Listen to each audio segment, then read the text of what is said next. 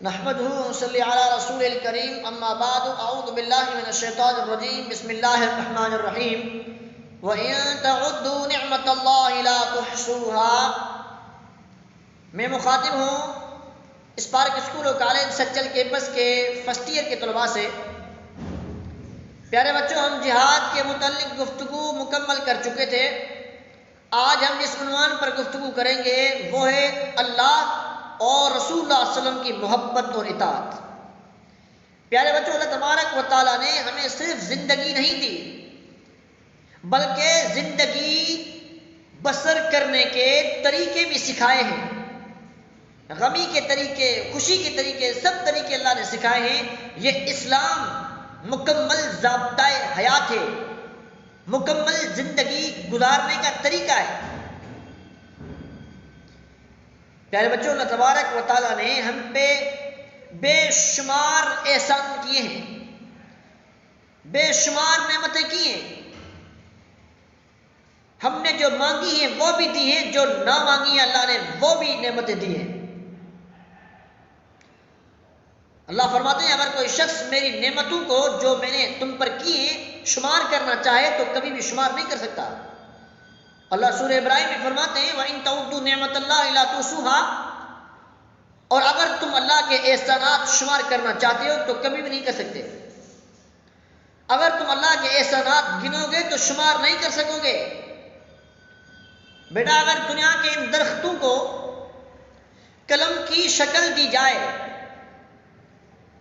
اور یہ جو پانی کی صورت میں اگر اس پانی کو سیاہی کے طور پر استعمال کیا جائے تو یہ درختوں کی شکل میں قلم لکھ لکھ کر گھس سکتے ہیں۔ یہ سمندروں کا پانی سیاہی کے طور پر استعمال ہو کر ختم ہو سکتا ہے، لیکن اللہ کے احسانات اور انعامات اور اکرامات کبھی ختم نہیں ہو سکتے۔ بیٹا، جب اللہ تبارک و تعالیٰ جیسی ذات اپنے بندوں سے اتنی محبت کرتی ہے تو یہ کیسے ممکن ہے کہ اس کریم اور اس رحیم رب کے لیے ہمارے دل میں محبت کے جذبہ پیدا نہ ہو، جس کے بارے میں اللہ فرماتے ہیں کہ والذین آمنوا اشد حبا للہ، اور جو لوگ ایمان لائے ہیں ان کی اللہ کے ساتھ شدید محبت ہے۔ مومن انسان سب سے زیادہ اپنی جان سے، اپنے دھن دولت مال ملکیت ہر چیز سے زیادہ اللہ کی ذات سے محبت کرتا ہے۔ پیارے بچوں، اس کے بعد درجہ آتا ہے رسول اللہ صلی اللہ علیہ وسلم کا، یعنی اللہ تعالیٰ کے بعد ہماری محبت کے مستحق اللہ کے رسول صلی اللہ علیہ وسلم ہیں۔ آپ کی ذات بابرکات ہے، جن کی محنتوں کے طفیل ہمیں اللہ کی سب سے بڑی نعمت دین نصیب ہوا، اسلام ملا، ہمیں ہدایت ملی۔ ہم گمراہی میں تھے، اللہ کے رسول نے ہمیں نکال کے روشنی کی طرف رہنمائی کی۔ ہم گمراہی میں تھے، اللہ حاکم الحاکمین نے ہمیں اللہ کے رسول صلی اللہ علیہ وسلم کے طفیل ہدایت دی۔ اللہ کے رسول صلی اللہ علیہ وسلم نے ہمیں ہر چیز سکھائی۔ آپ علیہ الصلوۃ والسلام ہم تک دین پہنچاتے پہنچاتے اللہ کے رسول کو بہت ساری تکالیف کا سامنا کرنا پڑا۔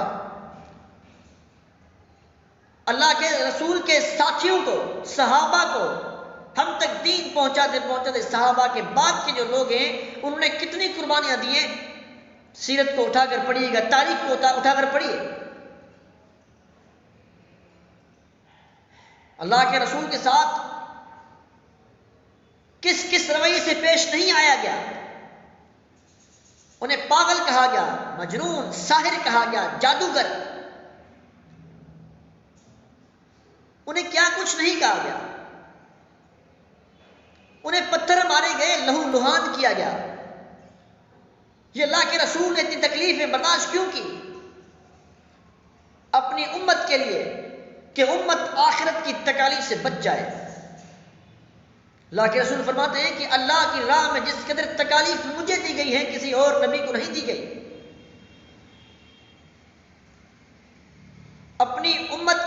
فکر کہ امت کے لیے امت کے غم میں اپنے آپ کو کھپا دیا، تو اللہ تبارک و تعالیٰ نے پیغمبر صلی اللہ علیہ وسلم سے مخاطب ہو کر کہا، اے محمد رسول اللہ علیہ وسلم، کیا آپ ان لوگوں کی وجہ سے، اس امت کے غم میں، ان لوگوں کے غم میں، کیا آپ اپنے آپ کو ختم کر دیں گے، ہلاک کر دیں گے؟ آپ کو جو کام دیا گیا ہے پہنچانے کا، بلغ، وہ رسالت پہنچائیے جو ہم نے آپ کو دی ہے، وہ پیغام پہنچائیے جو ہم نے آپ کو دیا ہے۔ تو بیٹا اس ہستی سے بھی ہمیں اللہ کی ذات کے بعد سب سے زیادہ محبت رکھنی چاہیے۔ جیسے اللہ کے رسول صلی اللہ علیہ وسلم فرماتے ہیں کہ لا یؤمن احدکم حتی اکون احب الیہ من والدہ وولدہ والناس اجمعین، تم میں سے کوئی شخص اس وقت تک مومن نہیں ہو سکتا جب تک کہ میں اسے اپنے والدین سے، اپنی اولاد سے اور دنیا کی تمام لوگوں سے، دنیا کی تمام چیزوں سے زیادہ محبوب نہ ہو جاؤں۔ یعنی مومن ہے ہی وہ جو سب سے زیادہ اللہ کی ذات سے محبت کرے اور اللہ کے رسول صلی اللہ علیہ وسلم سے محبت کرے۔ جیسے امیر عمر نے کہا تھا کہ اللہ کے رسول صلی اللہ علیہ وسلم، مجھے آپ سے محبت ہے ہر چیز سے زیادہ، لیکن اپنی جان سے زیادہ نہیں۔ اللہ کے رسول نے کہا کہ عمر، آپ بھی کامل مومن نہیں ہوئے۔ تو اس کے بعد امیر عمر نے رضی اللہ عنہ نے فرمایا تھا اللہ کے رسول صلی اللہ علیہ وسلم، اب مجھے آپ میری جان سے بھی زیادہ عزیز ہیں، پیارے ہیں۔ پھر اللہ نے کہا، اللہ کے رسول صلی اللہ علیہ وسلم نے کہا تھا کہ عمر، اب آپ کامل مومن۔ یعنی انسان مومن بن ہی تب سکتا ہے جب وہ ہر چیز سے زیادہ محبت اللہ کی ذات کے ساتھ کرے اور محمد رسول اللہ صلی اللہ علیہ وسلم کی ہستی کے ساتھ کرے۔ بیٹا جس پیغمبر نے ہمارے لیے اتنی تکالیف برداشت کی ہے، جو ہمارے لیے اتنا فکر مند ہے، تو اس سے محبت کی کچھ شرطیں ہیں ہم پر لاگو ہوتی ہیں کہ ہم بھی اس سے محبت کریں۔ اور محبت کی سب سے پہلی شرط ہے اطاعت رسول۔ ویسے تو اللہ کے رسول کے ساتھ محبت کے تقاضے بہت سارے ہیں، لیکن ان میں سے محبت کی پہلی شرط اللہ کے رسول صلی اللہ علیہ وسلم کی اطاعت ہے۔ اللہ تبارک و تعالیٰ نے اطاعت کے طور پر متعدد مقامات پر کلام مقدس میں حکم دیا ہے، اطیعوا اللہ واطیعوا الرسول ولا تبطلوا اعمالکم، اللہ اس کے رسول کی اطاعت کرو، اپنے اعمال کو برباد مت کرو، اللہ کی اطاعت کرو، اللہ کے رسول کی اطاعت کرو۔ متعدد مقامات پر فرامین آپ کو کلام مقدس میں ملیں گے۔ اللہ فرماتے ہیں قل ان کنتم تحبون اللہ، اے پیغمبر صلی اللہ علیہ وسلم ان لوگوں سے کہہ دیجئے اگر تم محبت رکھتے ہو، اگر تم محبت رکھتے ہو اللہ کی تو میری پیروی کرو۔ یعنی اگر تم اللہ کی ذات کے ساتھ محبت رکھنا چاہتے ہو، محبت کرنا چاہتے ہو تو میری محبت کرو، یعنی میری اتباع کرو۔ میری اتباع میں ہی اللہ تبارک و تعالیٰ کی آپ کو محبت ملے گی۔ قل ان کنتم تحبون اللہ، اے پیغمبر صلی اللہ علیہ وسلم ان لوگوں کو بتلائیے اگر آپ اللہ سے محبت کرنا چاہتے ہو تو آپ کو میری پیروی کرنی پڑے گی، یعنی میری پیروی میں ہی آپ کو اللہ کی محبت ملے گی۔ یحببکم اللہ، اللہ بھی تم سے محبت کرے گا، آپ لوگ میری پیروی کیجیے۔ بیٹا اطاعت کی یہ شرط پیغمبر صلی اللہ علیہ وسلم کے لیے، اللہ کے رسول صلی اللہ علیہ وسلم کے لیے خاص نہیں ہے۔ قرآن حکیم کہتا ہے کہ جتنے انبیاء دنیا میں بھیجے گئے ان کی بعثت کا بنیادی مقصد تھا کہ انسان اللہ کے احکام پر ان کی پیروی کے ذریعے عمل پیرا ہو۔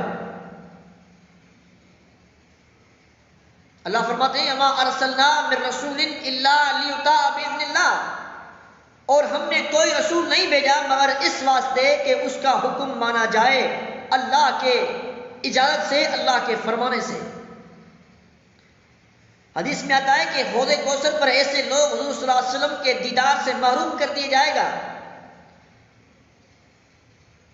پیغمبر صلی اللہ علیہ وسلم کے دیدار سے ایسے لوگ حوض کوثر پر محروم کر دی جائیں گے جنہوں نے مسلمان ہوتے ہوئے آپ صلی اللہ علیہ وسلم کی پیروی کرنے کے بجائے دین میں نئی نئی باتیں نکالی، بدعتیں ایجاد کی، وہ لوگ آئیں گے حوض کوثر پر، اللہ کے رسول صلی اللہ علیہ وسلم کے نشانات سے پہچانیں گے کہ میرے امتی ہیں، تو اللہ کے رسول کا فرشتے جواب دیں گے کہ آپ کو معلوم نہیں آپ کے بعد، آپ کے جانے کے بعد ان لوگوں نے کون کون سی نئی چیزیں دین میں داخل کی تھی، بدعات ایجاد کی تھی ان لوگوں نے۔ ایک اور حدیث میں آتا ہے کہ آپ صلی اللہ علیہ وسلم فرماتے ہیں کل امتی یدخلون الجنت الا من ابا، قیل ومن ابا قال من اطاعنی دخل الجنت ومن عصانی فقد ابا، میرا ہر امتی جنت میں جائے گا سوائے اس کے جو انکار کر دے۔ عرض کیا گیا کہ انکار کرنے والا شخص کون ہوگا؟ ارشاد فرمایا اللہ کے رسول صلی اللہ علیہ وسلم نے جو شخص میری اطاعت کرے گا وہ جنت میں جائے گا، جو میری نافرمانی کرے گا وہ انکار کرنے والا ہوگا، وہ جہنم میں جائے گا۔ والسلام علیکم ورحمۃ اللہ وبرکاتہ۔